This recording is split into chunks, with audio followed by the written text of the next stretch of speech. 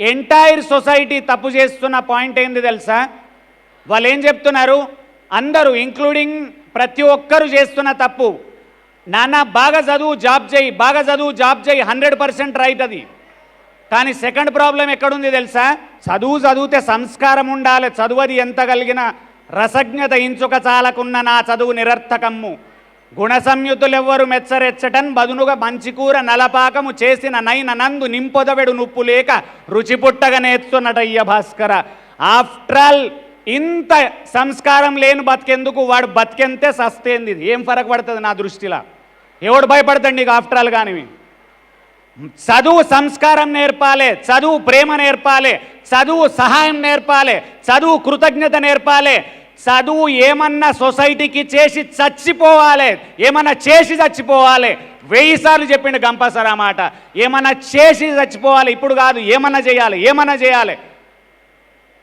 Reels చూసి చచ్చిపోడు కాదు, ఏమన్నా చేసి చచ్చిపోవాలి. రీల్స్ చూసి ఉత్తగానే చచ్చిపోతాం, అదేం పెద్ద ఫరక్ పడాల్సిన అవసరం లేదు. ఇట్లా చూసిన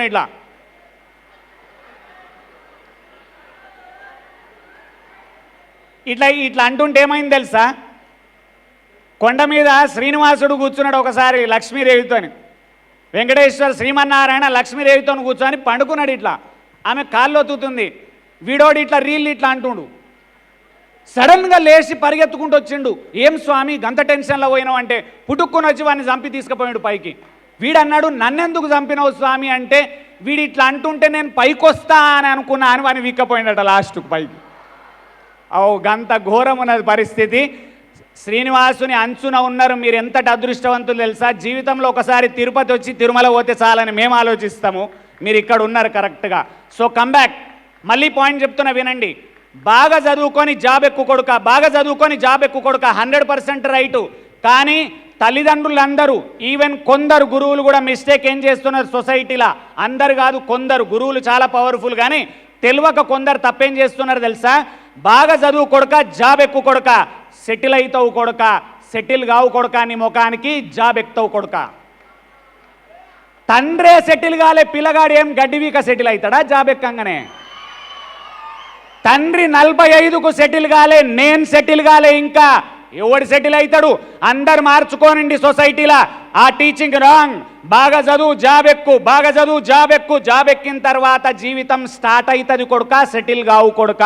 ఇది న్యూ టీచింగ్ ఫ్రమ్ టుడే. కరెక్టా తప్ప? మళ్ళీ రిపీట్ చేయండి నాతోని. బాగా చదివి జాబ్ చేసిన తర్వాత లైఫ్లో సెటిల్ అవుతామా, లైఫ్ స్టార్ట్ అవుతుందా? ఏమవుతుంది లైఫ్?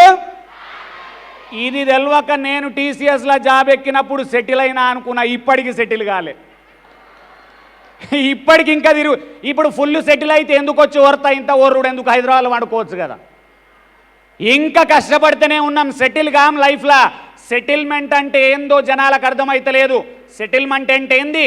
పెళ్లి చేసుకొని పిల్లలను కానీ, ఒక ఇల్లు, ఒక కారు, పెన్షన్ పైసలు, బ్యాంకుల పైసలు, హాస్పిటల్లో పడితే పైసలు. ఏ రోజు కూడా పైసల ప్రాబ్లం నాకు లేదు అన్న రోజు చెద్దరు కప్పుకొని వండుకో, ఆ రోజు సెటిల్ నువ్వు, అదర్వైజ్ నో సెటిల్మెంట్.